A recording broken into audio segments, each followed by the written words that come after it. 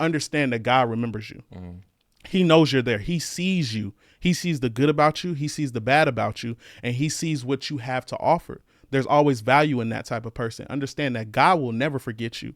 Even the littlest details about you, he remembers. Even the people that are surrounding you, he remembers, because he put those people in a place to impact you so that you could be ready for when your purpose comes.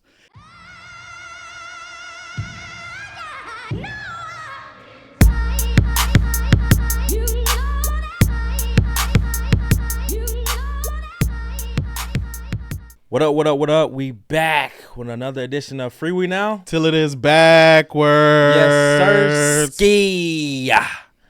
All right, I'll be honest with y'all. I'm kind of in one of the monologue moods already because they got my order wrong before we got here. Well, not wrong, but it took forever to the point that Keith was already finished eating.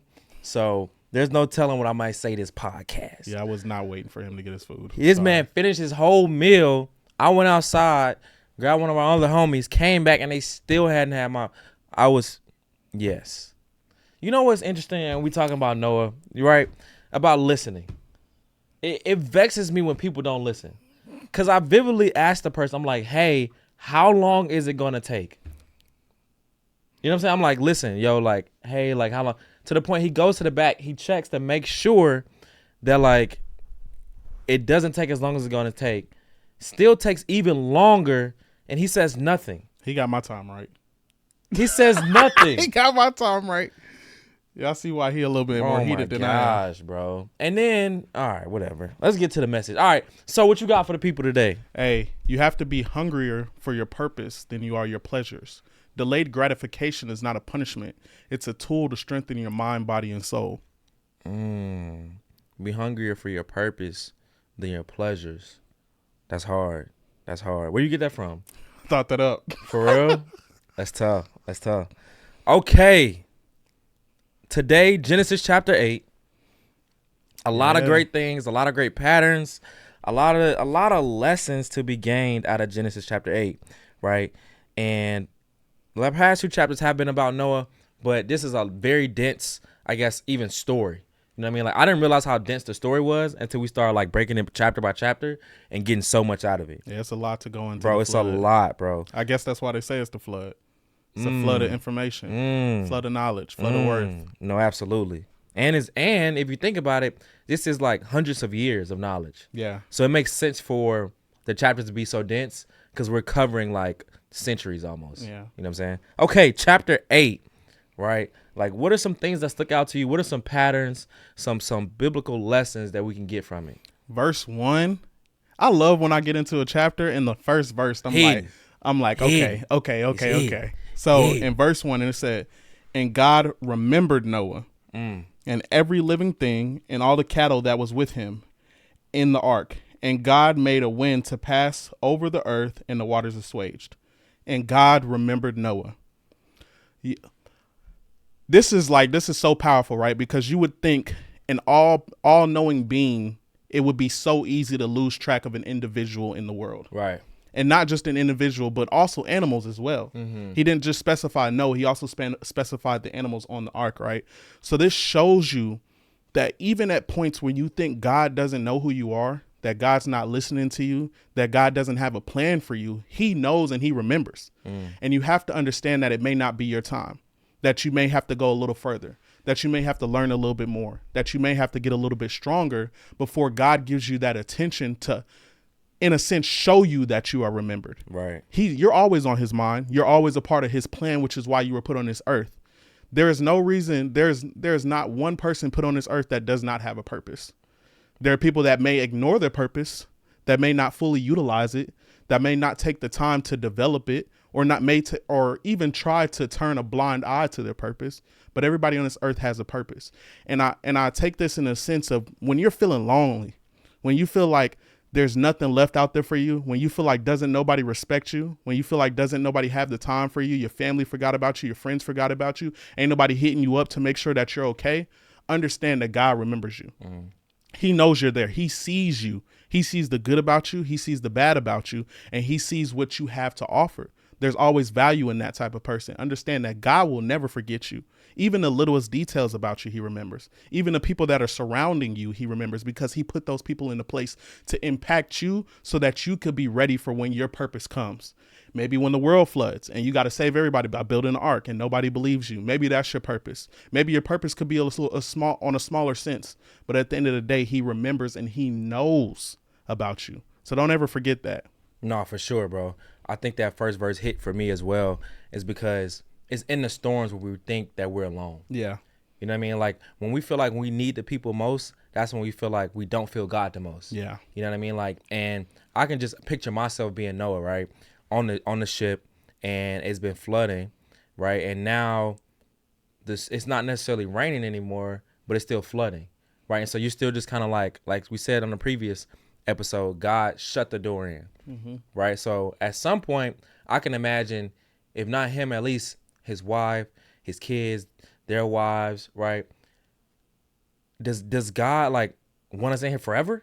They're getting restless. You know what I mean? Like you start to get this little itch, kind of like, all right, now I need some sunshine. I need some breath of fresh air. You know what I mean? Like how long is this gonna last? Yeah. Sometimes in your life you go through storms, and sometimes you just have to outlast the storm, right? God will shut you in, and then you just gotta outlast it, right? And when you're outlasting it, sometimes you could think like, man, does God remember me? Mm-hmm. Like, am I alone? Am I by myself? Like, when is it gonna be my time to come out and break out of my shell?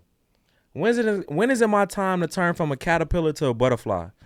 Like, when is it time for me to break out? Right? And in those times, you have to remember that God will always be faithful to you, especially when you're listening to him, you living for him, right? Like, he has no reason not to, right? So that first verse just kind of like even let me know, like, when you're aligned with him and when you're in your purpose and you've listened to him and you have that faith,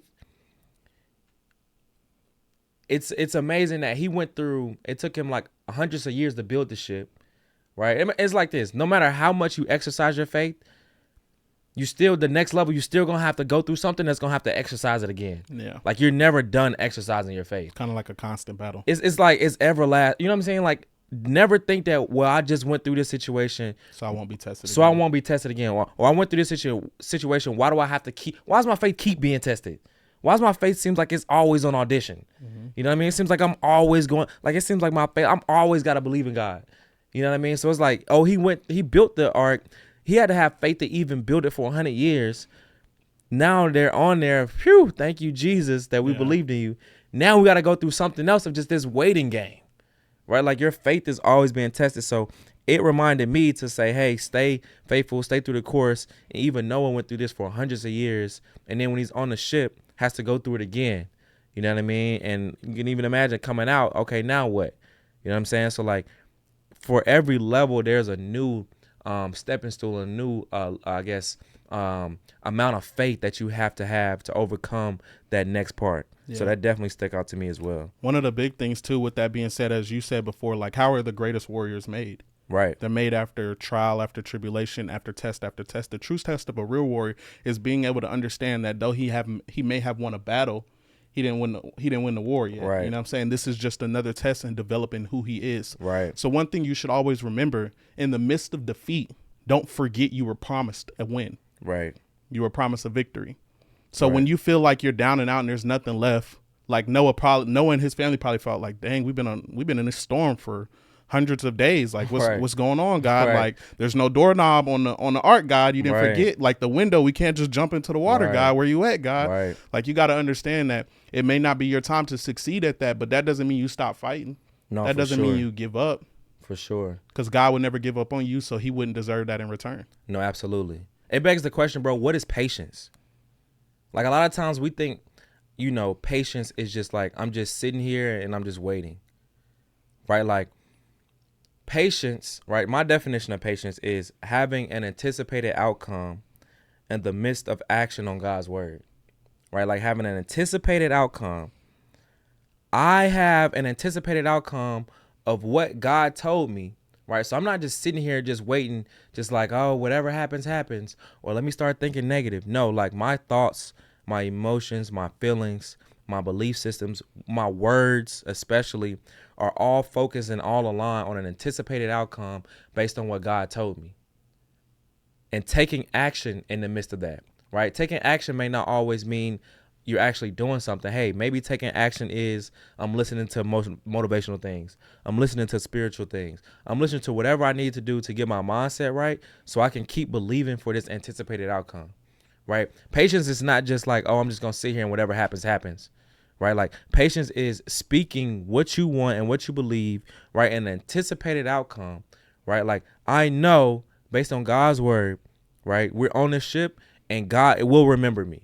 So I'm going to have an anticipated outcome. I'm going to say, I'm going to think, I'm going to believe, I'm going to act and behave as if my anticipated outcome is happening right now, right? In the midst of me waiting, right? Like I'm not just chilling, doing nothing and cool. Maybe God will come, maybe not. We should have stayed. Man, we should have just died in the flood. Because why we sit here waiting? Like when Noah was 600 years old, that's when the flood came. Yeah. It says in verse 8:13, and it came to pass in the 601st year, in the first month, the first day of the month, the waters were dried up from off the earth. And Noah removed the covering off the ark and looked, and behold, the face of the ground was dry.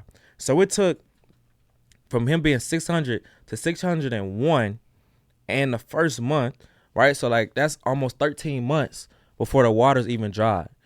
Like imagine building something for 100 years and then having to wait 13 months for all of that stuff to go back off, to dry back off, right? Like that's a lot of patience and faith that you have to have in God.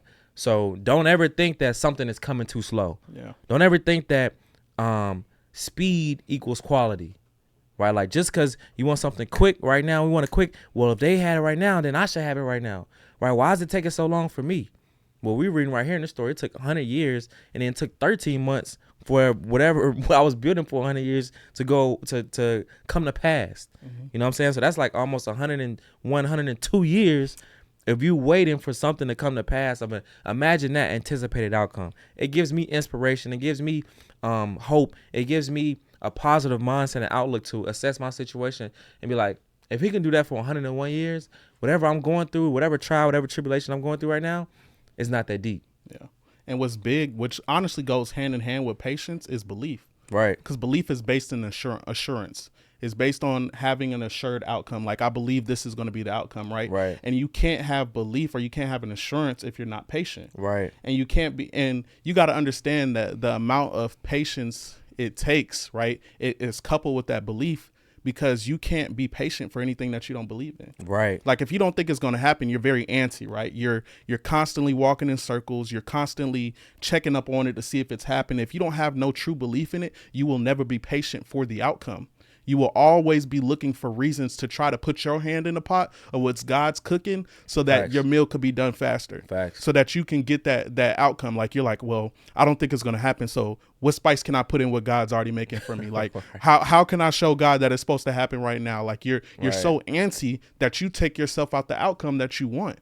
Absolutely. Belief, patience comes all together with that assurance and assurance in the outcome that you will think will happen. Absolutely. It's like a kettle pot watch doesn't cook faster. You know what I mean? Just because you cooking and I'm watching the pot and I keep watching, that doesn't mean it's going to cook faster. Yeah. You know what I mean? It's like I was watching this YouTube video the other day and it was actually, rest in peace, Dick Gregory, right?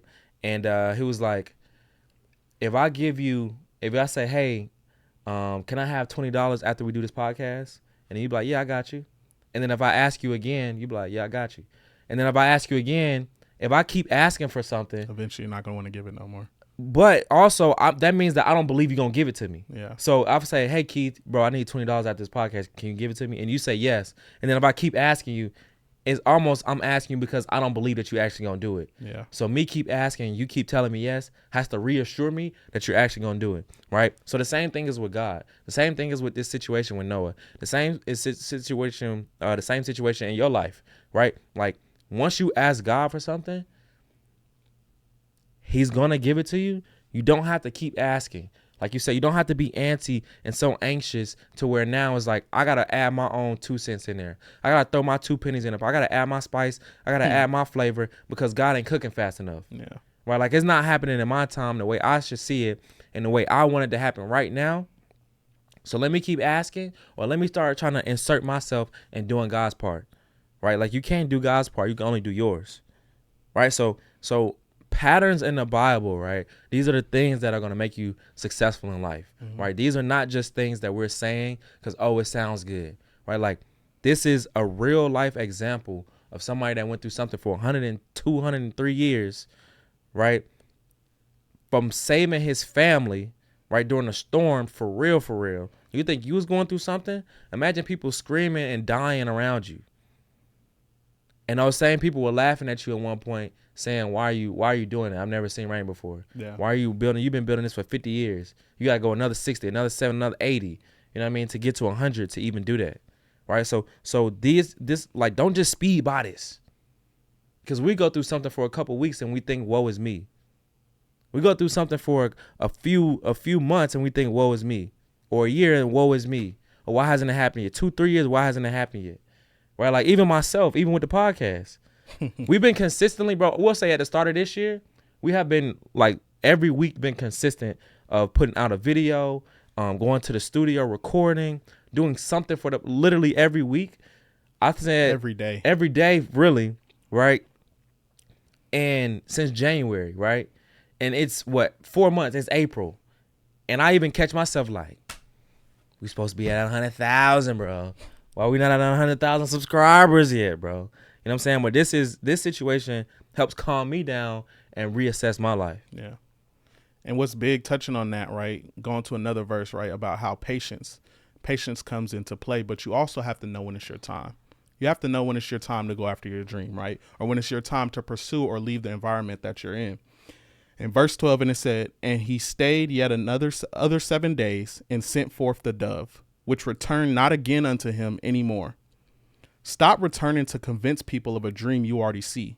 Everyone's timing is different. So he waited another 7 days and sent a dove, and the dove did not return. The dove already seen what it had to see. It was already promised. It was already shown what his path was used for. Right. So why would he return to try to convince Noah again? Think about your life. What point in your life, or what thing are you in your life going after that you're trying to convince people? You're trying to drag people along with you. When you already see the passion, you already see the dream. You already bought them back the olive branch. You've already shown them, hey, land is perfect. Everything's going great. This is what I see. This is how we're going to get to it. And then you're like, come on.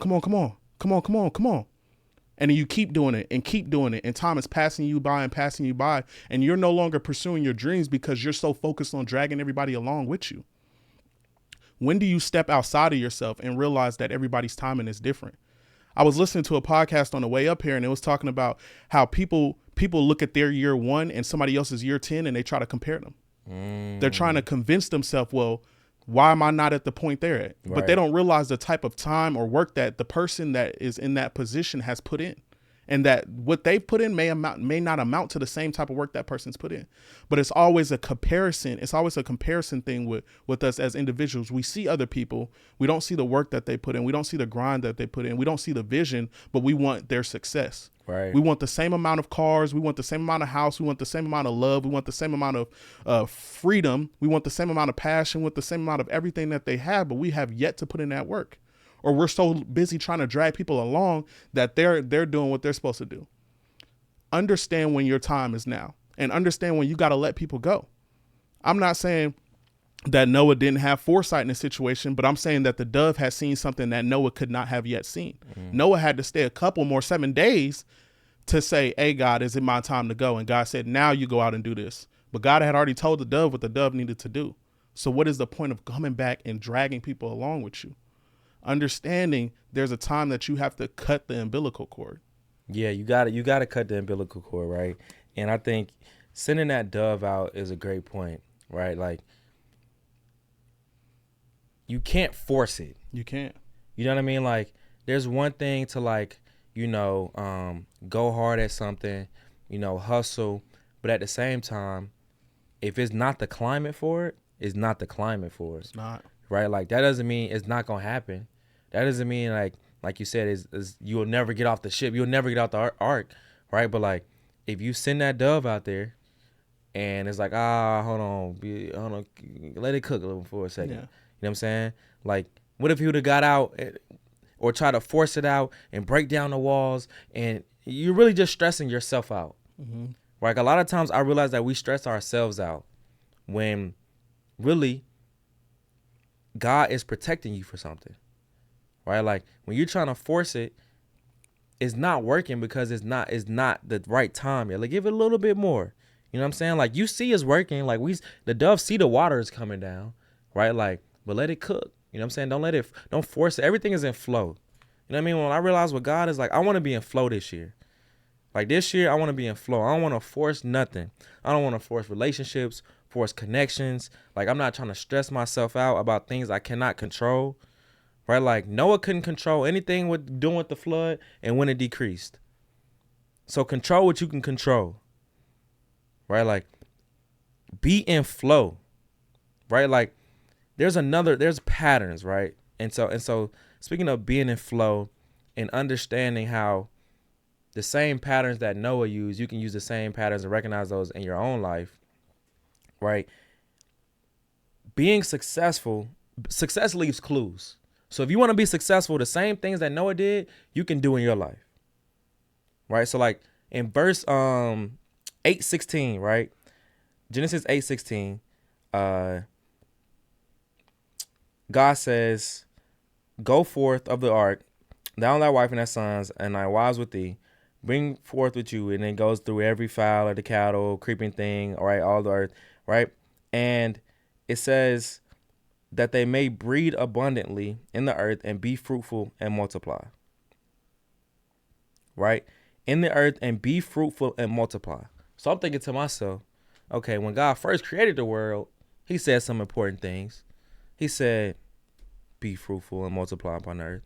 He restarts the world, and the first thing he says again, be fruitful and multiply.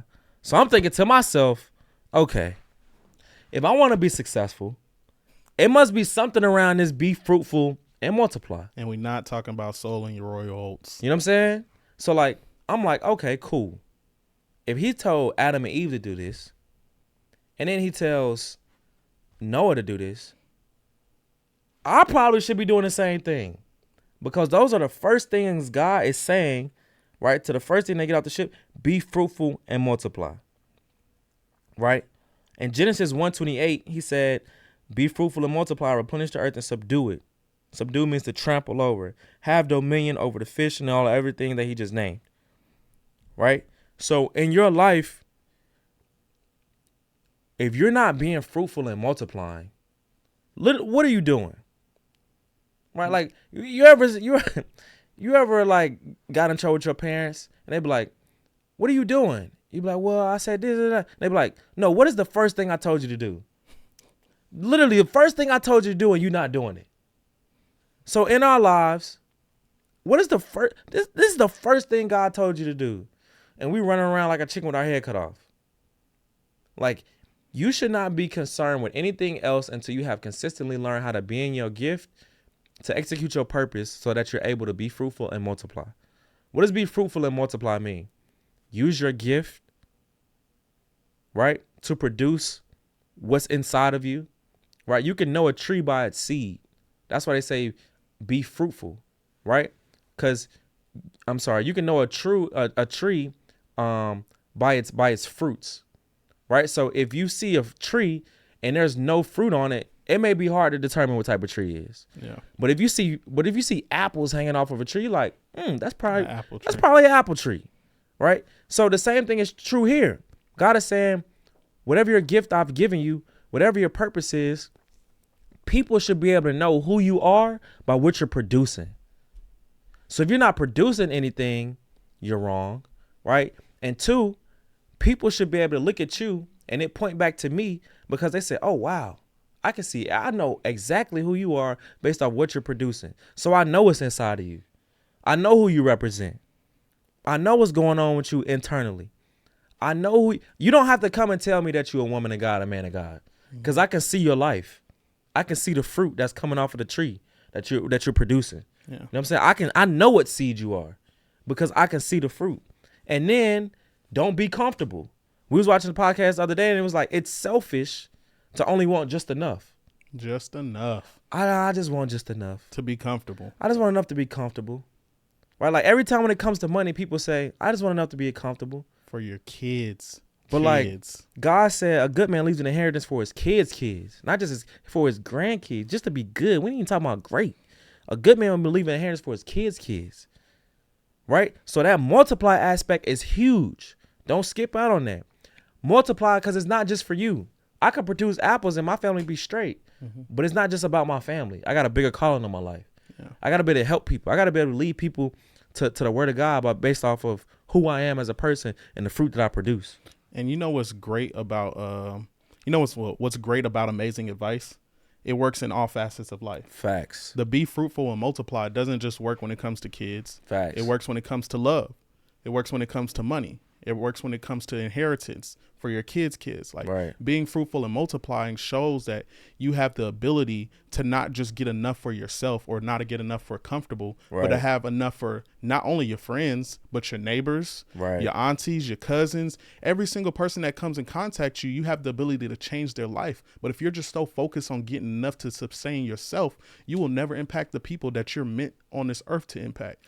We have to live more than just ourselves. We have to see more than just our what's in reach. You know what I'm saying? Walk by faith and not by sight. Understanding that your faith goes way further than anything that you could ever see, which is why we have the ability to believe in things that may not be real at that same point that we think of them. That helps build our imagination. And you got to understand, don't just be an apple tree, be a multi-purpose tree. Be able to supply apples when it's apple season.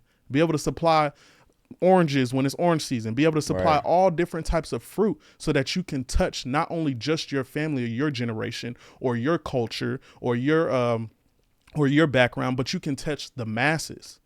The reason we do this, the reason we talk about this stuff, the reason we're going so deep diving in the Bible is because, like he says, it's relevant to everything that we talk about. It's relevant to our world. The same things that are happening now continue to happen. They happened before we were there. They're probably going to happen after we're there. So that's why we talk about it. We want to impact more than just what we have in our sight. Absolutely. Absolutely. Right. And speaking on these patterns, right, in the Bible, I noticed there was a second pattern that I noticed, right?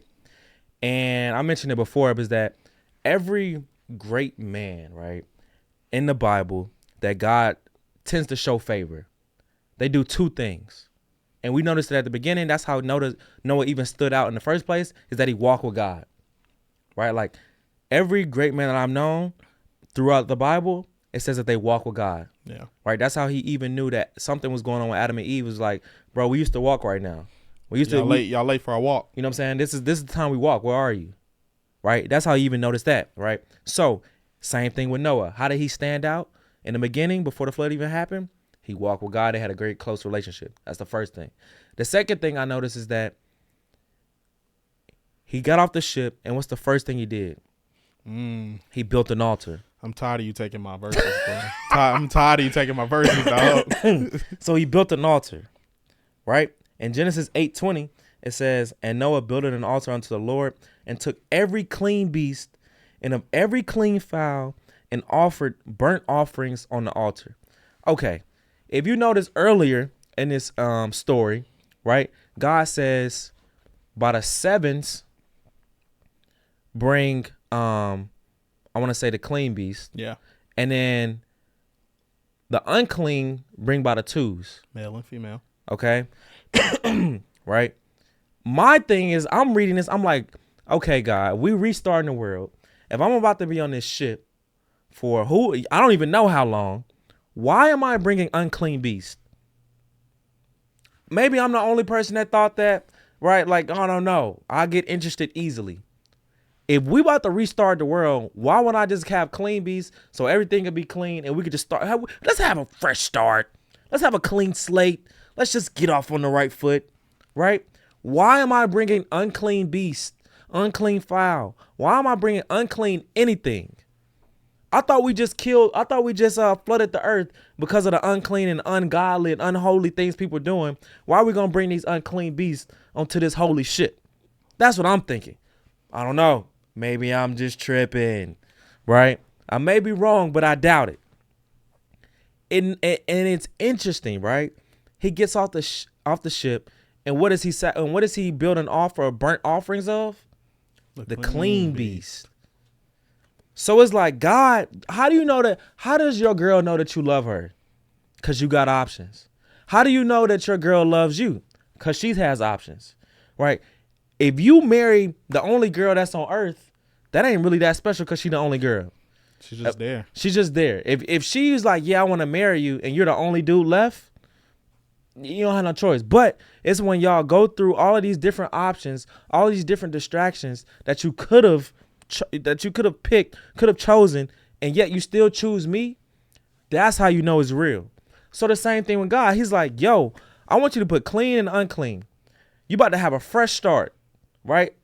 I want to see what you're going to do after all of this. Another test, right? Faith, he had to have faith to build it for 100 years. Faith to stay on that joint for 13 months and not go out too soon, not rush out too fast, not try to break down the door. None of that. Held it down. Gets off the ship. Has another test. Number one, are you still going to worship me when it's all good? You can worship me when it's bad. Are you going to worship me when it's all good? Are you going to build an altar when it's still all good? You saved. I saved your life now. For real, you good now. Are you going to worship me then? And then, okay, when you do worship me, are you going to give me the unclean or are you going to give me your clean? Are you going to give me all of your clean and start with unclean beasts to start your family off, to start this fresh start in a new world? Yeah. Bro did all of that, offer all the clean, burnt all the clean. Every clean, everything, beast, foul, animal, whatever, he offered the best to God. And when did it say God smelled a sweet savor? I was like, wow. Talking about themes in the Bible. As you go further in the Bible, one thing that all the great men do is build altars. They worship all the him, people bro. that really believe in God and the people that walk with God build God altars, and they give sacrifices. And it shows what's even more important, just the fact that they build offers and that they give sacrifices. Every time I've noticed that it seems to input how pleased God was. Like he smelled a sweet savor. God was pleased by this offering. God looked upon this offering with favor. Facts. It shows God's gratitude for you giving him your best. It as Ha said, God is a jealous God, right? And he wants to be praised, right? Which is why a lot of times we walk through life wanting that reassurance, right? Because we are just like God in that sense, and we want that same thing. But it's even more important that the all-powerful being can look at something that people would say a lowly human does and be pleased. Right. For us to take the time out to give not only our best, right, but all of our best, all not just a portion best. of it. He gave everything. Not just our side pot, not just something that we fell upon, not just something we found, but our best in all of it. You know what I'm saying? Taking in consideration that we still got to provide for our families. Bro, they getting out the mud right now. Yeah, literally. We just got off the ark, and I got to give all the clean beasts to God. I'm desperate. Not even got to, I want to. That's how you have to live life. Like when you obtain these great things, when you have the ability to live on, when you have the ability to wake up every morning, when you have the ability to drive a nice car, when you have the ability to provide for your family, it's all because of God. So you have to be willing to give all that up to show God, hey, without you, this wouldn't be possible. So I have no problem giving you it all back. Bro, none of it. When I realize it's not ours anyway. It's not. When we die, it's not going with us. It's not ours anyway. So why would we try to keep the side pot? Everything we're doing is renting. We're just renting right now. Yeah. You know what I mean? Like, it's not like you walk to Heaven's Gate and they're like, wait, did you grab all your belongings? You're like, wait, God, I got to go back. I forgot my keys. God, I got to get the whip. God's not asking about that. He don't care about, you don't get to bring none of that. You get to bring your soul. You get to bring who you are. You get to bring the true person that you are. None of the clothes, none of the haircuts, none of the thing that makes you look good. No makeup, no beards, none of that. No filters. Bro, you don't get to bring none of that. I ain't got a beard, but they can't bring their beards, bro. None of that. No filters. You get to bring your no lashes, raw and authentic self to God. Ladies, you're not bringing your lashes to none the of gates. That. The raw and authentic self. That's all you get to bring when you leave this earth. Yeah, bro. And you get to leave this earth with what you decided to do when you were on it. That was insane to me, bro, to realize that, like, bro, we literally getting it out the mud. There's no infrastructure. Yeah. There's no cities. There's no other people around to help do anything. And I'm finna give you every clean thing I have. Every clean thing I have. Every clean thing I have. With a smile on my face. Like, I can't wait. We ain't doing nothing yet. Wait, don't even look. Put all that stuff down. We about to get an altar and we about to worship God. Yeah. Like, it's like you call on God quick when it started raining. I'm guarantee you they was like, "Ooh, thank you, Jesus, thank you, God, thank you, God, for bringing Noah to our life. We didn't did la la la la la." And then now everything is gone. I flooded everything, and now I get out and you like, I got all my clean beast. Everything. I don't really want to. At least let me get two so I can like I can procreate. Let me say something on the side. God, come on. You don't need all this, God. You don't need it. You know what I'm saying? Like, I thought you had everything in heaven there already. Yeah. You just put me on the ark, God. What else do you want? I gotta start from scratch and you want me to give you every clean thing I have? Crazy work. But that's why Noah stood out though. Yeah. He was an uncommon man amongst common men. Like, are you living your life in an uncommon way? Yo, let me get on my soapbox. Let's stop trying to be common. Let's stop trying to be common. Why is it so praised to try to be like everybody else? To do the same, to wear the same clothes. Yeah. To talk about the same things. To be around the same people. You know what I'm saying? I don't want to talk about famous people, but they all date the same girls. Bro, I was thinking about that the other day. They all date the same girls. You girls. Got her and now she's with you, but I thought y'all was bored. But like that, I'm like, we're put on this earth to be uncommon. All of us, some of us may have some of the same gifts, but nobody can present our gifts the same way. Right. Nobody rap it the way we do. Nobody talks about it the way we do. Nobody's able to touch the people that we're able to touch like we do. So let's stop trying to be common. Be uncommon and be happy about it. Love to be different. Love to be the outstanding person. When everybody else is doing wrong, you're the one doing good. And not because you want something out of it, just because that's who you are in your spirit and your soul. Facts. Did you see anything else in there that you wanted to highlight? Nah, man, boy, I'm telling you, it was a long couple podcasts about the flood. No. It was a long couple podcasts about the flood, but there was so much in it that was impactful. No, facts. And honestly, I was trying to run through all of them in one episode. Yeah, I was like 6, 7, 8. We're gonna do them all. We're gonna do them all that time. Like, no, I was like, whoa, pump the brakes, bro. It's a Calm lot. down. It's a lot. You feel me? Like, but that, it's just interesting, man, because day in and day out, we go through all these challenges in our lives, and I hope this is helping you because it's definitely helping me. Yeah, because like when we wake up and there's something that we want to complain about, I can immediately go on what we're studying right now. Mm-hmm. You know what I mean? Sometimes it's like God will have you slow down. And so I know I was going through some things, but like, what if we would have did 6, 7, and 8 in all one day? Probably would have missed a lot of stuff. And stuff that we're going through right now wouldn't sink in as hard. Yeah. Like now we ought to be prepping and studying for a different chapter so our mind isn't as, I guess, locked in and focused on what is actually happening in this and how this is beneficial for us for what we're going through right now. Yeah. I know for me, what I'm going through for right now, I want stuff yesterday. You know what I'm saying? Like I want all my blessings, Amazon Prime. You feel me? I need overnight shipping. You know what I'm saying? I need that JG Wentworth. It's my blessing. I need it now. You know what I'm saying? Yeah. Like, it's my blessing and I need it now. You feel me? So this definitely put in perspective, bro was working 102, 103 years. And being very uncommon. Being very uncommon amongst common people, especially in the day and age, considering why God flooded the earth. Yeah. And what we seeing right now, it's very just like, okay, I see what you're doing. Yeah. OG, I see what you got going on, OG. Nah, this is great. Like I'm starting to even see in my life. Like I think 2024 has definitely been a year of transition for me. Same. And it's been hard. It's been very hard. Like not in the sense of a struggle as like, oh, I can't do this. I don't want to get up anymore. But as in a struggle of me trying to change myself out of ways that I am addicted to, ways that I didn't even notice that I was addicted to. Like, and one thing I do love about going forward in this year, like even if I slip back into that addiction, I'm continuing to fight to get out of it. Like I'll stop doing something for a while and then I'll go back to it and then myself be like, no. But before I would like, I'd be cool with it. I'd be like, this is cool. This is normal. Let me just do this and I'm good to go with it. But now I'm like, I can see myself like, no, You got to be better. Facts. You can't go into 2025 like you are in 2024. Facts. Be like Noah. Be the uncommon individual. Be the uncommon man, bro. Be the man that your family looks at and they want to follow to the ends of this earth. Man, who you are becoming is at war with who you were. Yeah, boy, and I'm telling you, who I was, boy, that boy got hands. That boy can fight, because who I'm trying to become is out there like, he's like, hey, bro, hold on. Why you make him so strong? Weave. Who I am, boy, is in a battle. For sure. But like you said, be that man that somebody will follow to the end of time. Yeah. Be that man who your family will follow to the end of the world. Be that man who's gonna save your family's life based off of your actions alone. Will your actions alone save your family's life? Will it? Will God look at you and be like, you know what? You're an uncommon man amongst common people. Yeah. I'm gonna use you to save your family's lives. Yeah.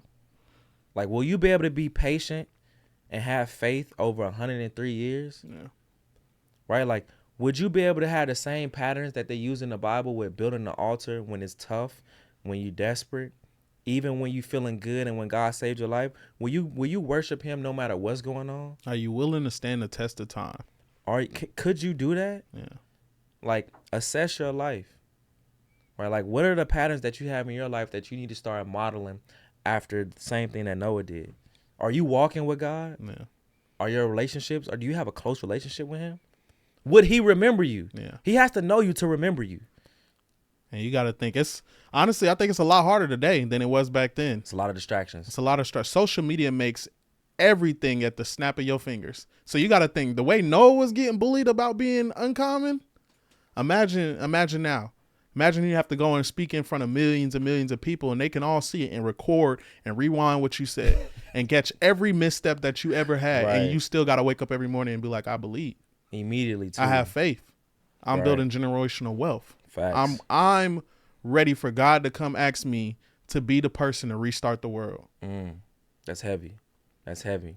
What you got for the people to close it out? Hey, man, I said everything I had to say, man. Y'all got me in my Duffy bag, boy. Duffy.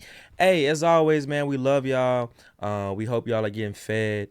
You know, we're going to keep delivering the best content we can. And I hope y'all are growing on an individual basis as we're growing too, right? So, like, as we're growing, we want y'all to grow. We want the audience to grow. We want everything to be a consistent growth, right? Like, everything we do is to grow. Right, and we want to know you by the fruit that we see on your tree. It's Freewenow till it is backwards. Yes, Sirski.